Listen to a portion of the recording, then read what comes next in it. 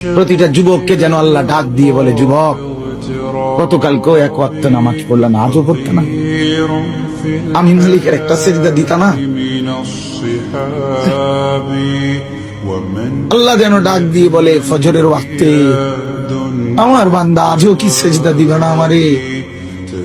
আজও এভাবেই যাবে? আজকের সারাদিনও নারী দেখতে দেখতে, উলঙ্গ ছবি দেখতে দেখতে কাটাবে, সেজদা দিবা না?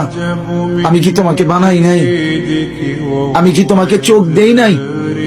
আমি কি তোমাকে কান দেই নাই? আমি কি তোমাকে জবান দেই নাই? আমি কি তোমাকে দুইটা ঠোঁট দেই নাই? ইয়া আইয়ুহাল ইনসানু মা গাররাকা বিরাব্বিকাল কারীম। আল্লাহ বলে, আমার বান্দা, কে তোমাকে আমার মতো দয়ালু মনিব থেকে ভুল পথে নিয়ে গেল?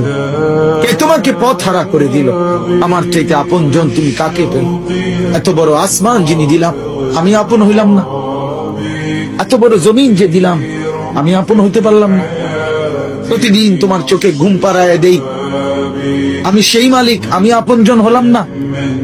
প্রতিদিন আবার ভোরবেলা উঠতে গেলে আমি তো ঘুম থেকে জাগিয়ে দেই, সেই আমি মালিক আপন হলাম? বলেন না বাপ, বলেন।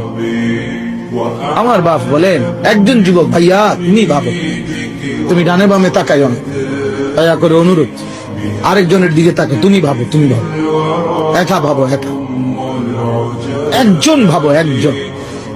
তুমি ভাবো দোস্ত, ডানে বামে তুমি দেখো না, তুমি ভাবো মালিক তোমার কাছে কি একটা সেজদা পায় না? আজ কতদিন হয় ছেলেরা এইখানে, তো অনেক ছেলে, আমি তো চেহারা দেখলেই বোঝা যায়, কতদিন হয় ফজরের নামাজ পড়ো না ভাইয়া? বলো তো, বলো না বাপ।